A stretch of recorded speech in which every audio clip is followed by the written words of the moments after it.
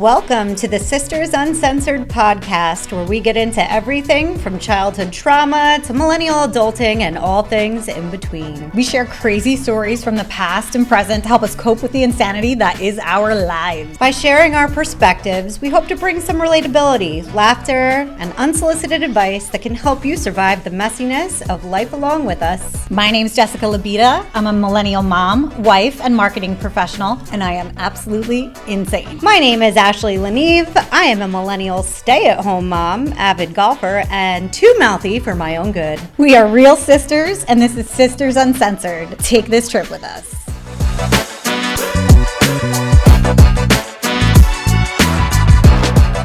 Today, we're going to talk about bodily injuries.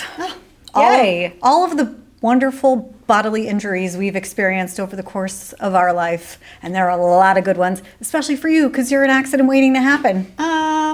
That's not wrong. I know. Danger zone. Not wrong. I don't know. I'm not like klutzy. No.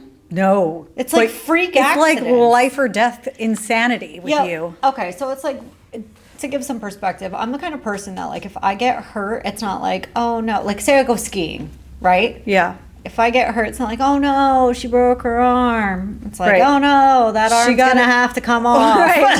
She got impaled in the face by a ski pole. Exactly. It's true. I don't know what that is. I feel like, I don't know, but I don't die.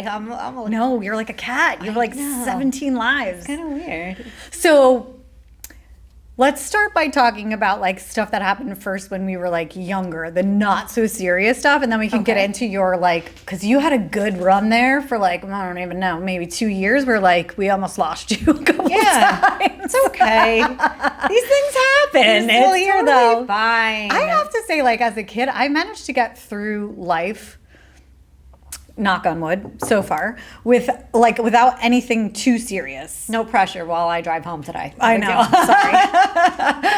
Please don't kill me. I'm a better driver than you, so it's okay. This is true. I think I only broke my nose like as a kid, and we told that story when we did our like neighborhood kids episodes where my friend Garrett, who was young with me, we were like fighting a a pricker bush, and he came back with a ski pole, cracked me in the nose, and my nose broke. But like I never really broke any bones or anything growing up. I never really had like any serious injuries at all. Really? No, nothing crazy. That was like the extent of it. I guess I wasn't really much of a risk taker in my youth. Okay. But I know like Mark used to get hurt all the time. Accidental. Yeah, so I am responsible for one of those. Okay, wait, let's start with the first one. Okay, so the first one happened at He was little. He was like 2. It happened at Aunt Morphine's hair salon. He was older than 2. I think he was like 2 the first time. Really? Yeah, he was little. 2.5 maybe. Okay. But she had, in her salon, she had like a really heavy bathroom door. Right. And he and I think you or Lindsay. Yeah, he and Lindsay went to go to the bathroom together, and he put his hand, I guess when she like opened the door, he put his hand like on the hinge side. He was looking for the light switch, and like when he opened the door pushed inwards, and for some reason in his brain he thought the light switch was on like the hinge side of the door inside. So he went to go and turn on the light, and Lindsay was closing the door, and he had his finger in the hinge of the door, and it cut the tip right off. Yeah, his little pinky finger. Yeah. The whole like top of his finger came off. Yeah, like the whole tip. And Mom had to put it on ice, and like I remember her rushing with his like holding it like this and being like, oh my God. Like, where's the tip? We got to put it on ice. This was like a traumatic thing when we were children. I remember though. We vividly. were all there, and I remember it. Like he was bleeding everywhere. Yep. They had to find the top of his finger and like take it and put it on. I think like in a cup. Yes. Yeah. And then they took him to the hospital, and they actually reattached the top of his finger. Unbelievable that happened. Oh, that poor kid. And he was so little. He just didn't, I don't know. He just stuck his finger in the wrong spot. Yeah. That's what she said. Anyway. So another time Mark lost a finger. So this is the weird thing about having siblings. Like sometimes you can say you've lost multiple fingertips on multiple occasions. This is the weird thing about having siblings. So this one was my fault.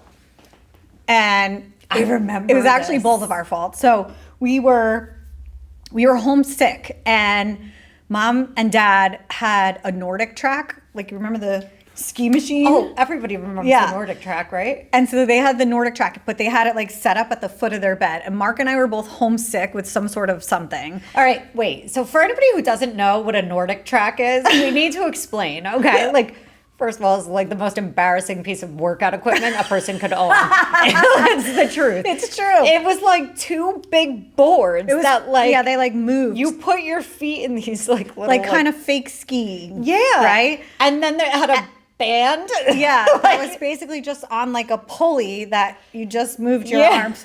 It didn't really. I can't imagine it did anything. That was such a scam. I can't I- believe out of all the gym equipment they would ever possibly buy. It's not like they were gym rats. You know what I mean? Like they bought this thing and it was set up in their living room and it No, it was in their bedroom. or in their bedroom. That's Yeah. what I mean. And like the way it's set up was like you could pull up the top that held the pulley Yep. and lock it in place. But for easy storage, you could pull out a pin and put it down. Yes. Like the stick that held the pulley so that you could, I don't know, slide it Slide under under a a bed. bed, yeah, or the move thing it was under the gigantic. closet, It yeah. wasn't fitting under any beds. That No. was ridiculous. No.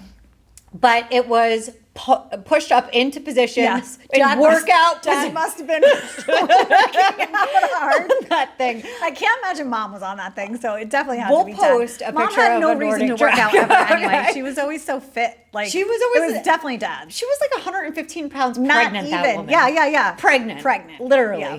Anyway, back to the Nordic Okay, track. so the NordicTrack is at the foot of the bed in the upright position. Ready Dad for must have working just out. had a pretty rough 1980s Working up a good workout. sweat. I wonder if he was wearing like a headband and like Yeah, right.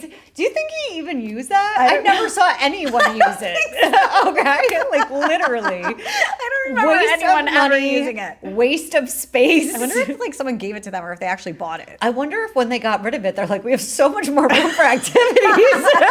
It's the dumbest piece of workout equipment they could All buy. right. So the NordicTrack is up at the foot of the bed. Mark and I are homesick, and we're trying to watch TV, but the TV is on the far side of the room On a dresser. on a dresser. And so when we're little, laying in the bed, and the NordicTrack is like this, we can't see the TV because the NordicTrack is blocking the TV, and we wanted to watch TV sick in Mom and Dad's bed. So Mark and I decide we're going to collapse the NordicTrack Bring it down. ourselves together. Yep. We're going to do this. There's a pin that you pull out. No, so it was like, There's a pin that you pull out. listen, remember like I mean they have it now, like pieces of furniture. It's like I call it the vacuum button. It's like a little metal button that you push in and then you can like pop stuff out. Like if you were to connect like a pole together, it was that. Oh. It was those. So Mark was trying to push the thing in to collapse it, but we weren't strong enough to push the button and pull the thing down at the same time. So Very complex we piece had of equipment. Right. So we had this genius idea that Mark would push the button in and I would fold the thing down because we were tag teaming to try to get this thing out of the way. Well, Mark's fingers were so little. He was probably about 7 when this happened. He was little, yeah. I was probably about 12, Yeah. 11. 11. He puts his fingers in the thing. His little finger goes into the hole as I push the bar down and Guillotine off his fingertip. Literally. Then you had to like get it out. Like, of the hole. of the hole. Pull out the tip. Oh, so gross. Not the good way. And I literally, I'm like, not again. oh my God. This time it was his pointer finger. It was a pointer finger. That's right. So I go running downstairs because Dad was working from home. And I'm like, I got off Mark's finger again. And Grandpa was down there and he was working and he was like, what? They come running upstairs. We're trying to find the top of the finger again. Long story short, it got guillotined off and was not salvageable this time. So no, they put it back on. they couldn't put it back on this time. He's so not missing a fingertip. it was only like a little bit, but if you ask him to compare his fingers side by side, Shut up. one of them is shorter. Swear to God. Mm-hmm. Oh my God. Yeah. So that they fixed him up and everything, but it was so like it wasn't a clean cut with the way it came off this time. Like the first time it was like a clean cut. Jesus. This time it was mangled like it was in a cheese grater. Oh my God. You know what? I'll say Could this. not If put her Mark is back going to lose together. the tip of any, like, kind of an appendage, it should honestly be one of his toes, because his toes are like a fucking hand. Oh, they're so His toes are so long. It's creepy. We were He has, just like, talking about finger this. toes. They're so long. And he looks like he's been wearing like ladies' Louboutins for like 4 years straight. His feet are so narrow. We were just talking about this up at Dad's. I was just up there for 10 days. making fun of his feet. I was like, ew, what is going on? I've literally like compared my finger to his toe, and his toe is bigger than my pointer finger. Well, next time you decide to cut off the tip of something, make it a toe, not a finger. That was really bad. Yeah, he was. But it was a full-blown guillotine. It chopped his finger right off. So needless to say, we did not get to watch television because this whole other ordeal happened, because God forbid we could watch TV in our house. We had to go take Mark to the hospital and cut off a finger again. Way to ruin it for everybody, Mark. Way to ruin a sick day. Yeah, so his sick day turned into a really sick day. Oh, that sucks. So wait, I have a good one about Lindsay, actually. Do you remember Lindsay getting stitches in her chin? Oh, yeah, She got stitches in her chin twice, by the way. Oh, okay. I only remember one time. Because one time was when we were on vacation in Cape May-ish. Ish. Okay. So this is the Sister Son Podcast Dictionary, just so you guys know what Cape May-ish is. When we would go on vacation as kids, we'd go down with like our church and all these families and everything like that. We'd all stay at this same like motel place, and our parents always told us we were going to Cape May. So we're like, okay, cool.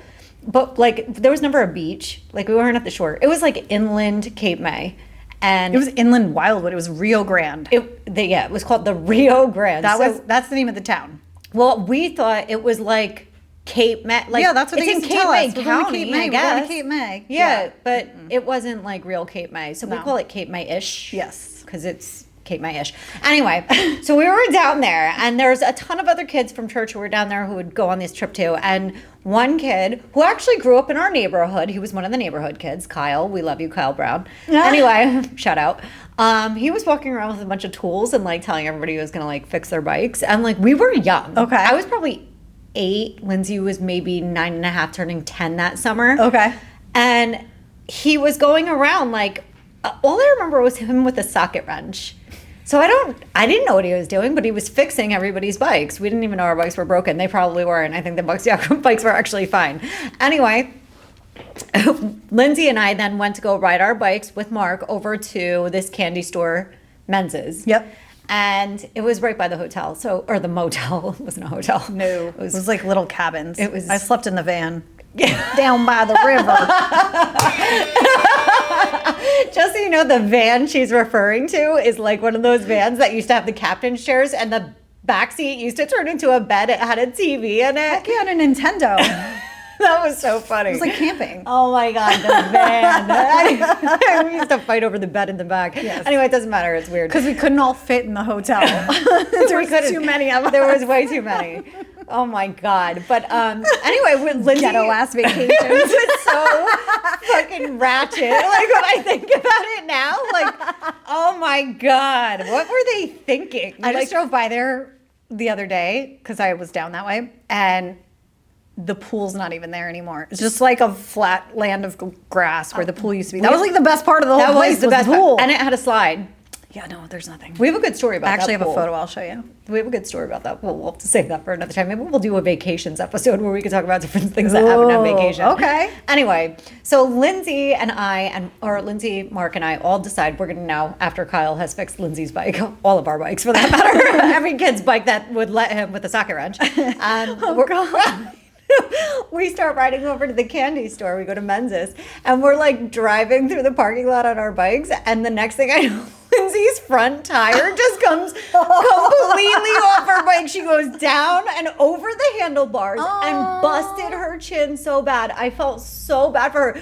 And thank God Pastor Tom was there. Oh my God, he was such a good man. He still is. But whatever, he was there and he saw the whole thing go down, and he was like holding Lindsay's chin and trying to get her back and everything like that. And all I was thinking to myself is that kid worked on a lot of bikes. A lot. Who's going down next? Bikes. Like, I was afraid to, it was like not far ride. Do you think he like took her tire off on accident and just didn't realize like he's just playing and like he was just, I think he was trying to help, but he didn't know what he was doing and loosened the nuts for the tire. But her tire, I just remember watching it go flying and being like, what the? And then Lindsay going down. She had to get stitches? I think she had to get stitches. She busted her chin. I felt so bad for her. It was so bad. Watching her go over the front. Oh man, it sucked. That's the second time. Because she did that in our neighborhood once, riding with a bunch of dolls in her bike, and in the basket in the front, she flipped over the handlebars because she had too much stuff in her hand. All her babies. I don't remember that. Her and Lynn. I must have been little. Her and Lynn? Yeah. And Get out. She split her chin open then too. Oh man. Yeah. Well, poor Lindsay. she really takes it on the chin, that girl. No pun intended. Anyway. Oh my God. So speaking of riding bikes, let's talk about some of your bodily injuries because I think that's where it started. Riding a bike? Oh, yeah. Well, technically. I mean, I don't know if you call it a bike. So I was on an ATV. I was on a four-wheeler. Now, anybody who knows, if you grow up in West Milford, most likely you've ridden quads and dirt bikes and snowmobiles and everything like that. Yep. It's the woods. There's nothing else to do. So whatever. We grew up doing that. Dad used to ride dirt bikes all the time, too. We had all kinds of quads and dirt bikes growing up. So Mark got a quad when he was, I don't know, like 10, 12, something like that. But we would take it all around in the snow and everything like that. Anyway, one summer, I'm home. Dad's at work. The whole house is empty. I'm home with a bunch of my friends. We're all eating pizza and doing God knows what.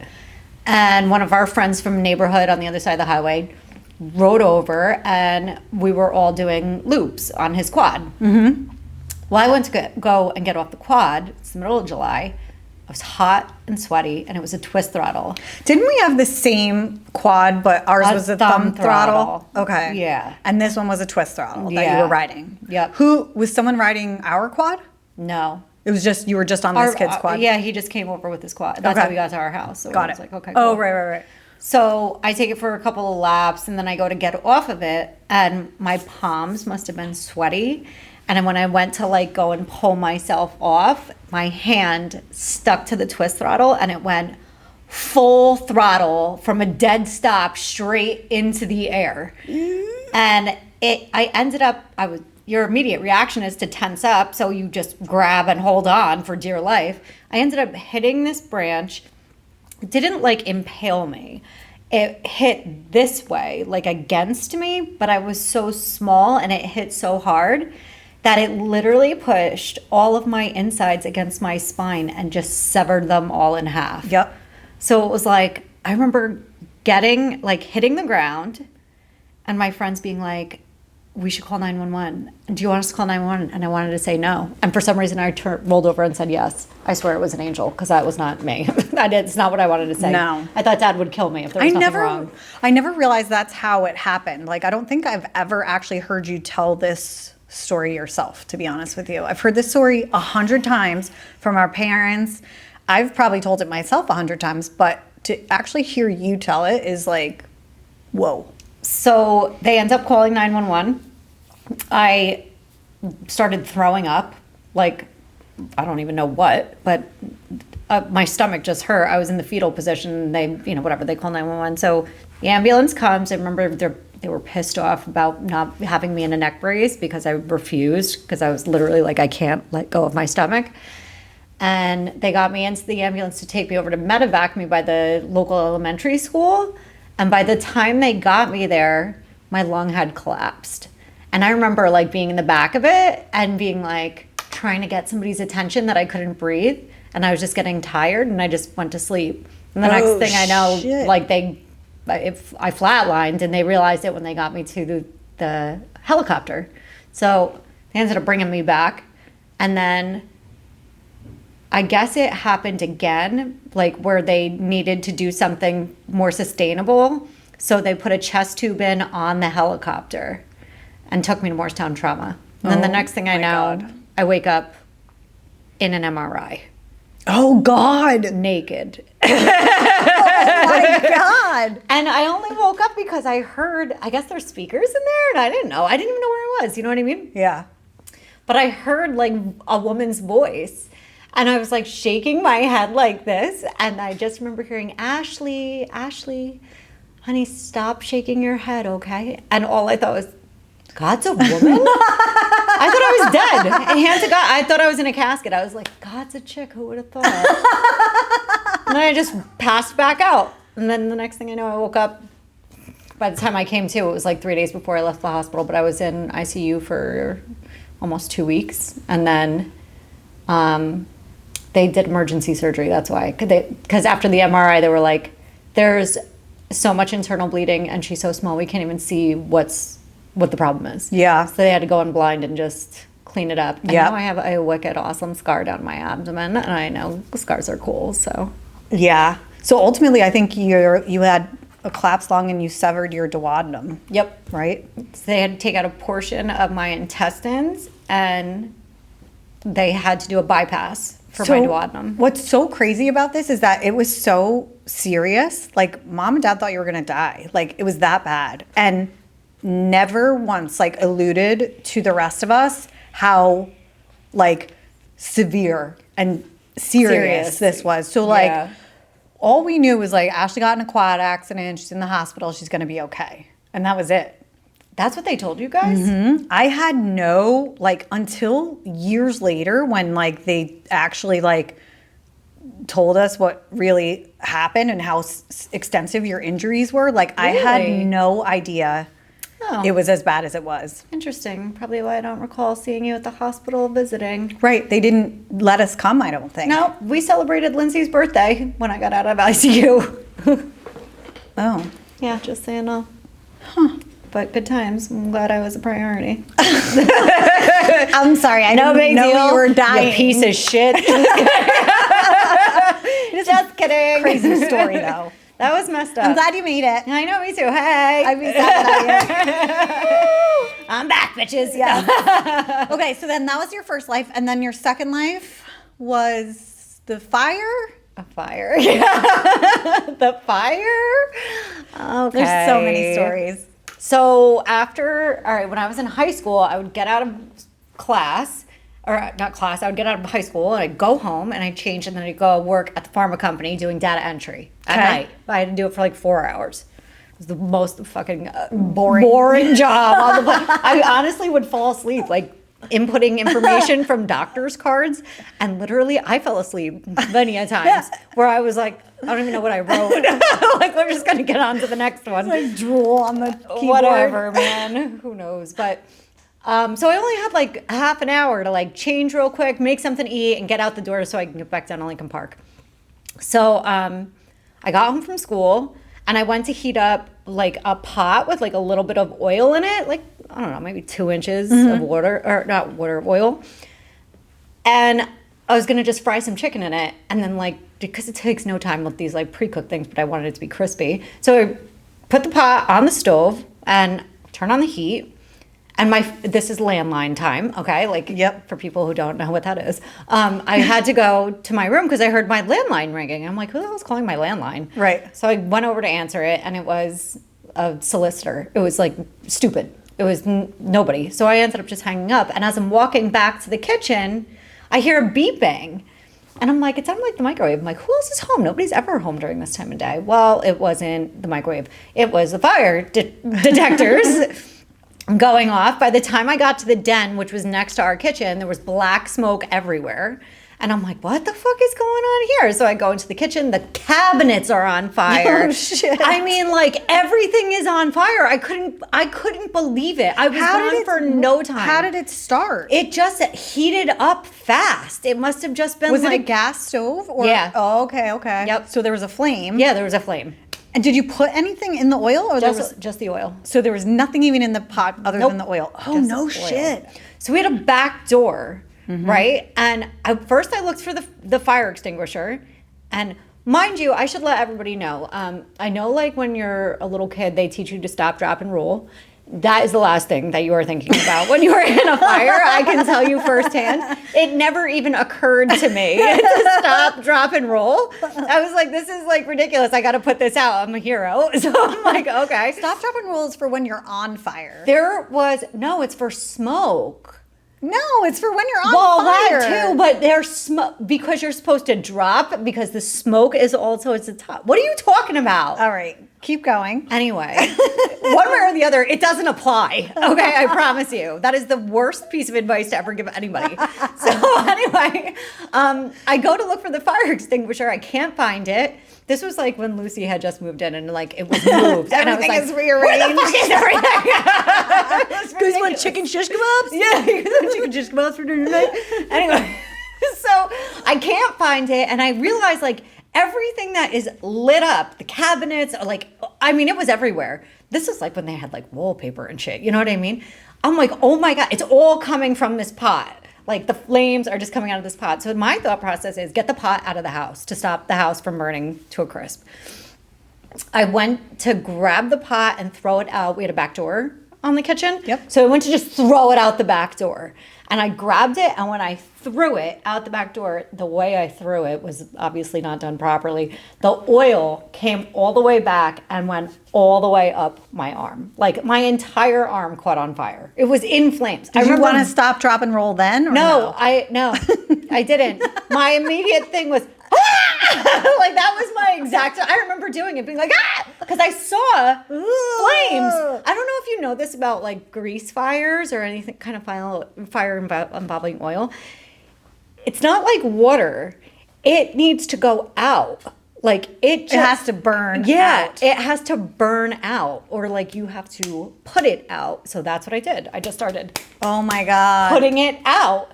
And then I was like, again, I held it again and screamed. And then I was like, fuck this. And I left.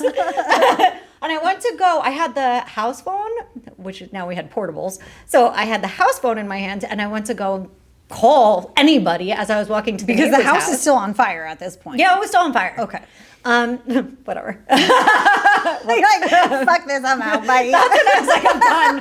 I tried. I got the pot out. It doesn't matter. My arm's on fire. Burn that motherfucker, burn. I don't know what else to say. I'm done. So I went to go to the neighbor's house, and I must have been dialing so many numbers that all of a sudden I just heard somebody on the other end, and I'm like, who is this? And they're like, girl, this is 911. You called us. I was like, oh, my house is on fire, and I'm on fire. I'm like, Jesus. What? And I was like, so I gave him the address, and you have to understand too, everything like in town was like volunteer. Yeah. So it's not like there's like a fire department takes just forever. waiting for like, oh, we got a call, let's go. It was like we got to stop people in the middle of their work day to get over there. I felt like it took forever. So meanwhile, the kitchen's just burning away. It didn't even dawn on me that Spike was in the house. Dad's dog. Shit. Didn't even dawn on me. The police got there first, and I remember the police officer pulling up, and I was like just sitting there like, I'm like, what do I do? Like, he was just like, oh my goodness. And he could hear the dog barking inside. And he's like, is there a dog inside? And I'm like, what? I don't what? Like, really? Like, it didn't even, who the fuck cares? My arm's on fire.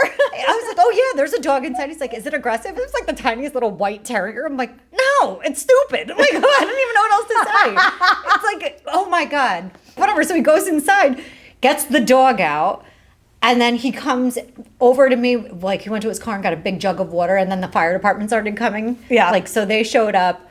They had to like break down walls, put it out, like the works. Oh, poor Dad. And we rented that house. Yes, I remember. That was like rented from a friend. Yep, I remember. And actually, Dad got a call at work from that because the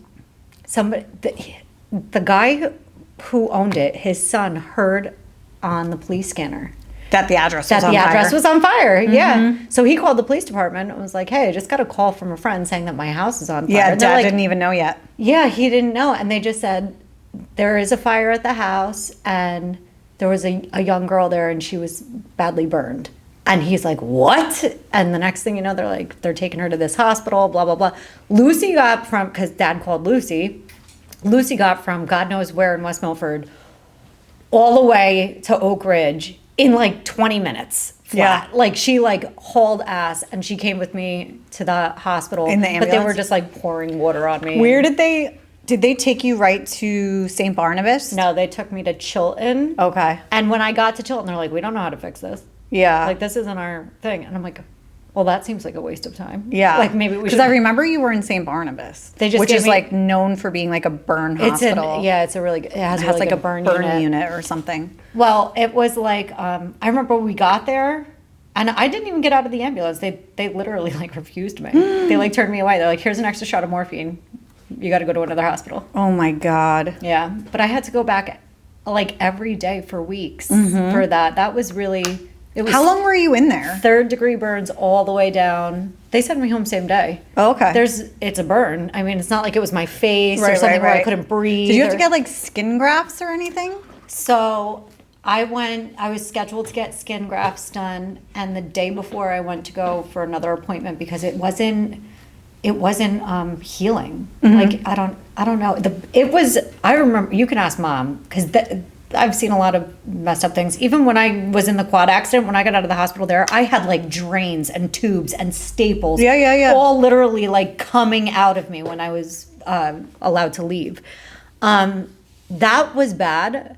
There was like a part in my stomach where there was like an open hole, but it doesn't matter either way. This was 100 times worse to look at. Like it was burnt down to like the muscle. Like it was so nasty and it just pussed. It was so gross. But I had to go every day and it wasn't healing. Like it wasn't scabbing or doing what it was supposed to do. But the day before I was supposed to have skin grafting, it miraculously started to heal. Oh, thank and they were like, God. "Oh my gosh, it's doing what we needed to do. We're going to postpone the skin grafting and see how it goes." And it turned out okay. And your scarring even from that isn't terrible. Well, they made me wear like a compression band on it because like most people won't notice it. I notice it because it's on me, but the worst of it is really here on my hand and my thumb. Yep. And it's because the compression thing that they put on, like you move this a lot, so it's not going to be tight there, but that's probably the worst of it. But it, surprisingly. Yeah. It's crazy. And it was right before graduation, but like a week after prom. So thank God for that. But I remember going to graduation. I was like a mummy on this one arm. I'm like, oh my God. That's crazy. God. It was retarded. Oh my God. That was bad. And then what? Like 2 months later, you totaled your car? All right, so listen, that was a different thing. That was a sun glare. It wasn't my fault. I might not have been paying attention. That could be it too, if I'm really like being honest. I don't know. But you know what I do remember about that? So I get into this head-on collision crossing the highway. I don't know if I just wasn't paying attention, but I think I do remember the sun like being really bad and not being able to see. And it was rare that somebody was coming in the opposite direction. But long story short, light turns green, I go, and we just crash right into each other, like head-on collision.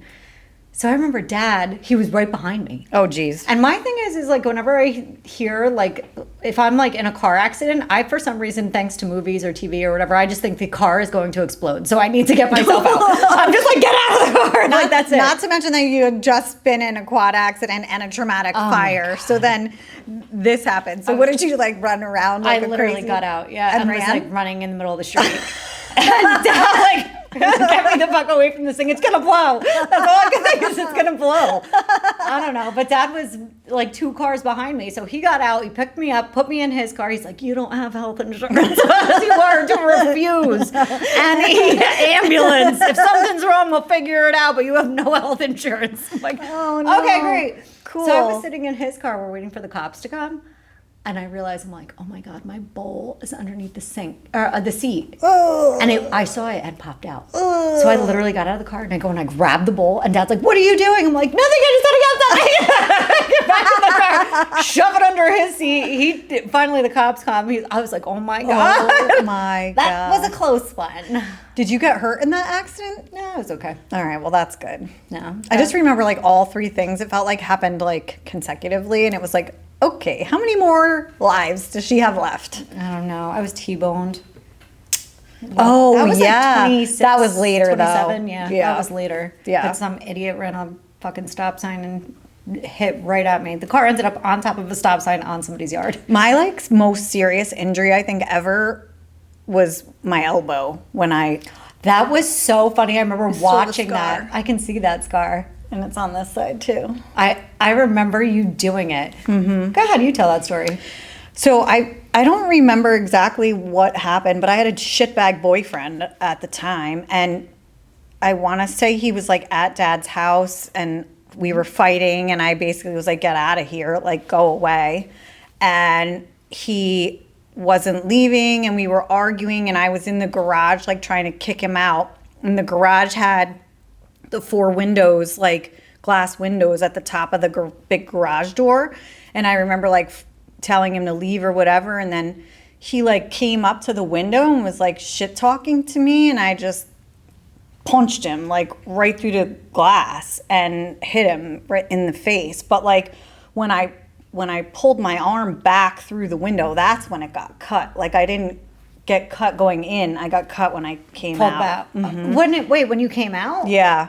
And then I remember Dad was standing right there. He watched the whole thing too. And there was, like, remember the washer and dryer was in the garage? It was? At the time, yeah.